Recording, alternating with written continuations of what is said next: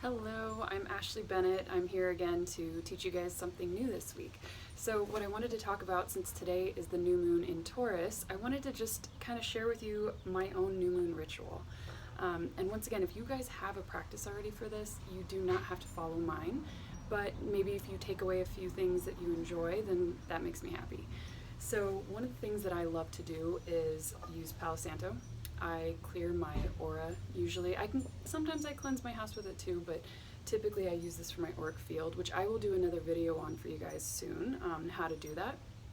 But I want to kind of keep it to the new moon today, since today is once again the new moon on 4/22/2020. So that's also a 444 numerology code, which is perfect for manifestation. So some of the crystals I picked today too were for like manifesting the desires and the intentions that you're going to set. So new moons, you actually want to set new intentions. It's new beginnings. It's like starting over, starting fresh. As we're full moons, to me, are release and like letting go of things. So because this particular new moon is also in Taurus, I do recommend that you also focus a little bit more on organization, including just organizing your home. But back to the crystals. So some of the crystals that I recommend for manifestation are pyrite, and it's the one that looks like kind of fool's gold. And then these both are actually citrine. They just look a little bit different. This is a cluster. This is a different cut. And then the other one is tiger's eye. And it's kind of pretty with all the ribbons in it. And then I'm wearing a different set of malas as well today. So the green aventurine, the citrine, and the tiger's eye to kind of manifest the things that I want.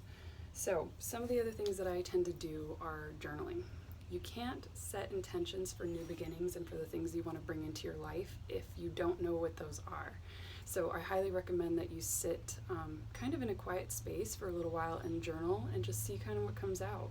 I also like to meditate, which you can use music, silence, guided meditation. I use Insight Timer. That's the app I always recommend to clients as well.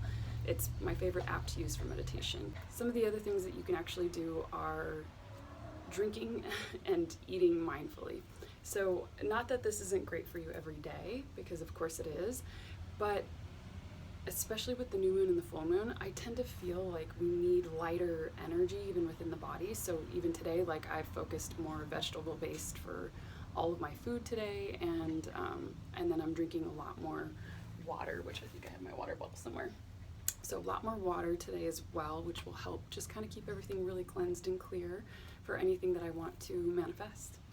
So after you're done journaling, if you choose to sort of write a letter to the universe with your intentions on it, what I do with mine is I actually have a little prayer box that I keep on my shelf, and I put them inside of here, and I kind of, you can keep it up on your altar, or like I said, on a shelf, depending on whatever you like to do.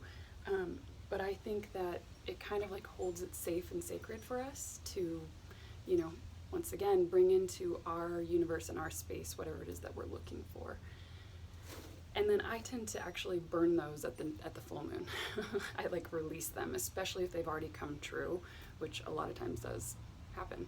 And then this is kind of part of my daily ritual, but I love to pick one of my card decks. I have so many, I can't even tell you how many, but I usually pick a card in the morning after either cleansing my aura or sitting and just kind of meditating for a few minutes. And that's also something that I think you can do for the new moon as well. If you haven't already looked at my last video, I picked 4 cards last week that you can actually go back and watch because it was for the energy of this week and we're still in it. So you can pick a card that way. If you don't pick cards for yourself, that's no problem. And then especially for the new moon today and the energy that I'm feeling, I think if you're going to work out today especially, or do something for the physical body, something a little bit more gentle is usually kind of better for the new moon. So today for me, I'm gonna go on a walk, maybe only a mile, like nothing too crazy, maybe a little yoga, 15-30 minutes max, something very gentle, so that way I'm not overdoing it for my body and what I feel, at least planetary wise, and energy. And then the other thing you obviously can do is always take a bath. Just so simple. And I kind of say that with a lot of the stuff that I talk about and teach. Keep it simple, have fun with it, and enjoy it. Like, spirituality does not have to be so serious all the time, and it's not about perfection. Like, I have to say this so much. It's not about keeping things perfect. That is the human mind. That is not the intuition. That is not the connection. So whatever you're doing, if you need a lift in energy, do something that is simply fun, something that you enjoy, and keep it simple.